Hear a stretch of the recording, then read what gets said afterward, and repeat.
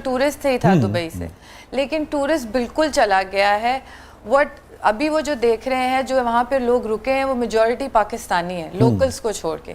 तो वहाँ रहते हुए भी with in a span of this 40 days मुझे I was getting job opportunities, जो कि पाकिस्तानियों के लिए एज अ पर्सन मैंने बहुत अच्छा कर दिए गए थे फातिमा, क्योंकि हम हाँ वीज़े भी खुल जाएंगे और जॉब्स अपॉर्चुनिटीज़ भी, क्योंकि मैं तो टूरिस्ट गई थी और फिर भी हर जगह मुझे लग रहा था कि जैसे अभी मैं CV ड्रॉप करूंगी and I will get the call the other day, क्योंकि लोग चले गए काम करने, लोग चले गए उनके। तो अब हमारे पाकिस्तानियों के लिए ये अच्छी खबर है। आपने बड़ा अहम नुक्ता उठाया, क्योंकि एक खदशा ये जाहिर किया जा रहा था कि जो लाखों पाकिस्तानी हैं इन ममालिक में, अगर इन ममालिक के हालात ख़राब होते हैं और तो फिर ये है कि खुदा न खास्ता उनकी नौकरियां ना जाएं, तो उन पर भी बोझ आएगा, पाकिस्तानियों पर भी बोझ आएगा, उनके ख़ानदानों पे भी, और ये जो रेमिटेंसेस हैं आपकी, इस पे भी फ़र्क पड़ेगा। मगर ये एक इंटरेस्टिंग पहलू है। आई विश कि हमारे पास को माहिर माशियात होते तो उनसे भी हम इस पर बात करते, मगर ये तो तय है कि अल्लाह करे कि ये वॉर की सूरत हाल बेहतर हो। तो आपका ये कहना है कि पाकिस्तानियों के लिए अपॉर्चुनिटी निकलने के इम्कानात हैं। अच्छा ये बताइए सामिया कि जो इन्वेस्टमेंट हेवन्स थी, इनको आप ऐसे ही देख रही हैं, और यहाँ से जो 200-250 अरब डॉलर जो है उसके निकलने की इत्तलात आ रही हैं? एक तो अल्लाह ताला सबको आबाद रखे, लेकिन अगर ये पैसा निकलता है तो इत्तलात ये है कि वो हांगकॉन्ग जा रहा है और दूसरे ममालिक में जा रहा है, तो पाकिस्तान में भी कोई इन्वेस्टमेंट आएगी इंटरनेशनली भी, या अपने भी लोगों की वापस आएगी? यही तो एक उम्मीद नज़र आ रही है सर। ये जो जुपिटर मूव करेगा 30 जून को पाकिस्तान को ब्लेसिंग देने के, जुपिटर हर जगह घूम रहा है, इधर क्यों नहीं आ रहा? अब आने वाला है और फिर ये 12 साल इसकी ब्लेसिंग्स रहेंगी इस खित्ते के लिए जो है। तो अब ये जब आएगा तो ये आप तसल्ली रखें कि इस मुल्क में भी जो है सरमायाकार और सरमायाकारी दोनों चीजें आएंगी इंशाल्लाह। अच्छा, तो जुपिटर कब आ रहा है? 30 जून। 30 जून को, बजट के साथ। अच्छा। और जुपिटर का मतलब क्या है? यानी कि जुपिटर किस चीज का इस्तियारा है? ये ब्लेसिंग लेके आता है ना। जैसे अभी ये जो ब्लेसिंग्स की तो बहुत शेड्स है ना। जो जब मैं कहती थी कि पाकिस्तान की नेक नामी में इजाफा होगा, वो इसने कराया पिछले साल। अब ये पाकिस्तान की इकोनॉमी को बेहतर करेगा। तो जहाँ जिस हाउस में जाता है, फिर उस हाउस की क्लीनिंग शुरू कर देता है, वहाँ पे अपनी ब्लेसिंग शुरू कर देता है देनी आसमान से जो। तो अब इसकी जो मूव नहीं बन रही है, वो पाकिस्तान का मुकद्दर खुलना, पाकिस्तान की इकोनॉमी को बेहतर करना, वहाँ पे इसका ट्रैवल शुरू होगा। और फिर कितने अरसे ये यहाँ रहेगा? यहाँ पे भी इसको 12 साल ब्लेसिंग्स मिलेंगी। अब देखिए ना, जब नेक नामी में इजाफा हुआ है, तो आप अब तक देखिए कि अभी भी मशवरे अंदर खाने हमारे से किए जा रहे थे, या हमारे ही लोग मुज़ाकरात के लिए ईरान भी हम पे भरोसा कर रहा था। नेक नामियों का आम पाकिस्तानी को फायदा कब पहुँचेगा? इसी सेकंड हाफ से। अच्छा, 30 जून के बाद से सेकंड हाफ से। फिर हम एक शो, अल्लाह ने चाहा और अल्लाह मेरी इज्जत रखे, फिर एक शो ये तो जरूर करेंगे सामने बशर्ते जिंदगी, इंशाल्लाह बशर्ते जिंदगी सर। क्योंकि हमारे लोगों ने भी 78 साल में बहुत तकलीफें काटी हैं, मुफलिसी, क्या कुछ नहीं देखा है ना, बहुत ज्यादा जो है ना।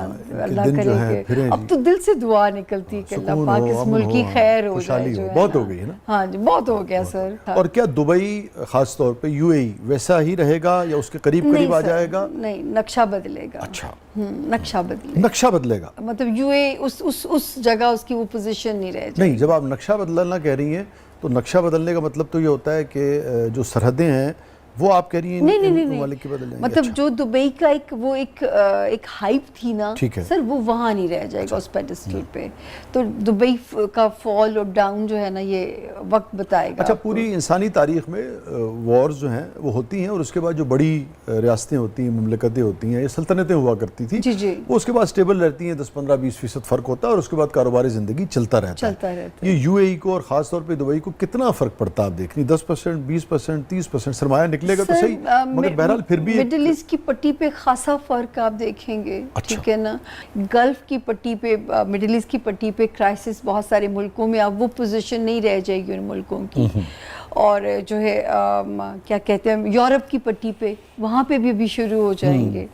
तो ये अमन की खबरें मुश्किल हो जाएंगी। ज़मीन से ये नहीं सोचिए कि अमन कायम हो जाएगा ये 5 दिन की जंग बंदी से। ये एक आर्जी है, फिर एक आर्जी है, फिर में एक बड़ा खड़ाक होने का इम्कान है। اچھا۔ اور وہ زیادہ بڑا کھڑاک ہے۔ اور آپ یہ کہہ رہی ہیں کہ جوپیٹر آپ کے علم کے مطابق یہ کیا پاکستان کا خانہ کہیں گے اس میں آ جائے گا؟ جی جی، پاکستان اور کے اس سے آپ یہ کہہ رہی ہیں کہ ہاں جی، اس سے خوشحالی آئے گی، جو مالی خوشحالی، مالی خوشحالی آئے گی، نیک نامی تو ہوگی شروع وہ تو نظر آ رہی ہے، اب وہ نیک نامی پیسہ بھی لائے گی، پیسہ بھی لائے گی۔ کہ لوگوں کا ہم پہ اعتماد ٹھیک ہوگا۔ اور یہ جو ہمارا بھی خطہ اور ہمارے ساتھ بھی بہت سارے دشمن ہیں، دائیں بھی بائیں بھی آگے بھی پیچھے بھی بہت سارے، یعنی کہ کچھ مستقل دشمن ہیں، کچھ افغانستان بہت مشکل میں آنے والے دنوں، مشکل، خاصی مشکل میں، انفرادی طور پہ یا ہم بھی اس کا حصہ؟ نہیں، ہم تو وہاں سے انشاءاللہ فاتح ہی ہو کے نکلیں گے، لیکن افغانستان بڑی مشکل میں پھنسنے۔ اچھا، لیکن اگر افغانستان مشکل میں رہے گا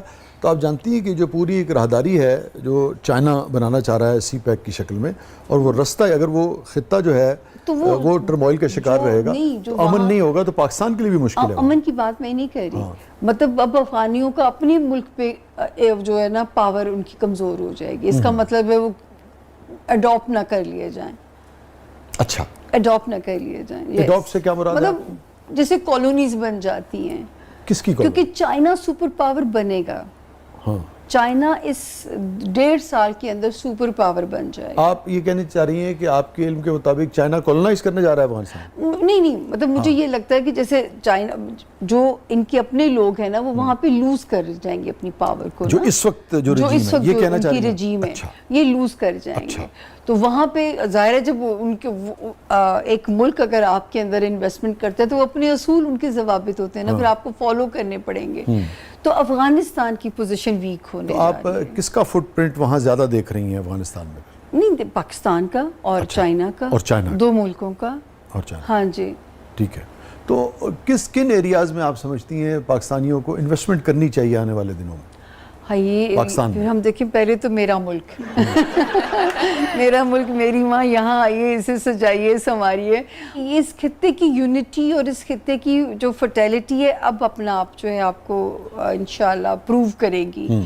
تو یہ پورا خطہ سیف ہے، جہاں پہ ڈیولپمنٹ شروع ہو جائیں گی کاموں کی۔ پنجاب بہت سیف ہے، ایون جس کو پشاور جس کے بارے میں ہم سوچتے نہیں وہ بھی سیف ہو جائے گا، تو پاکستان پورا سیف ہوگا انشاءاللہ۔ ٹھیک ہے ناظرین، اسٹے ود اس، کہیں نہیں جائیے گا۔ جب واپس آئیں گے تو ہم سامعہ صاحب سے یہ بھی جاننے کی کوشش کریں گے کہ تاریخ کے، سیاست کے طالب علم کی حیثیت سے ہم یہ دیکھتے ہیں کہ پوری دنیا میں جب کسی بھی قوم کے لیے اپرچونٹیز کے دروازے کھلتے ہیں تو ان اپرچونٹیز سے فائدہ اٹھانے کے لیے بہت ضروری ہوتا ہے کہ اس ملک کے اندرونی حالات جو ہیں ان میں بھی ایک اسٹیبلٹی ہو، ایک امن ہو، ایک بھائی چارہ ہو، تو پھر آپ زیادہ سے زیادہ اس کا پھل جو ہے وہ پا سکتے ہیں ان اپرچونٹیز کا۔ اس حوالے سے پاکستان کے اندرونی حالات جو ہیں وہ ان کے علم کے مطابق کیا کہنے جا رہے ہیں، باقی جو سیاسی سماجی منظرنامہ ہے وہ تو ہم سب دیکھ ہی رہے ہیں، اس کو واچ بھی کرتے رہتے ہیں، مگر سامعہ کے علم اس حوالے سے کیا کہتا ہے یہ جاننے کی کوشش کریں گے تھوڑے سے وقفے کے بعد۔ آپ ساتھ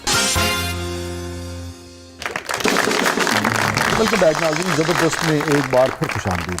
تو سامع صاحب، ہم یہ بات کر رہے تھے کہ اللہ کرے دنیا میں امن ہو، اور آپ کا علم جو ہے وہ جو بھی کہتا ہو، مگر لاج بات ہے خواہش تو آپ کی بھی یہی ہے کہ امن ہو اس دنیا میں، اور جنگیں جو ہیں وہ ختم ہو، اور یہ جو عارضی جنگ بندی ہے یہ مستقل جنگ بندی کی صورت اختیار کرے، اللہ کرے، اور انسانیت کے لیے امن ہو، مسلمان بھائیوں کے لیے امن ہو، جہاں جہاں لوگ بستے ہیں وہاں امن ہو۔ مگر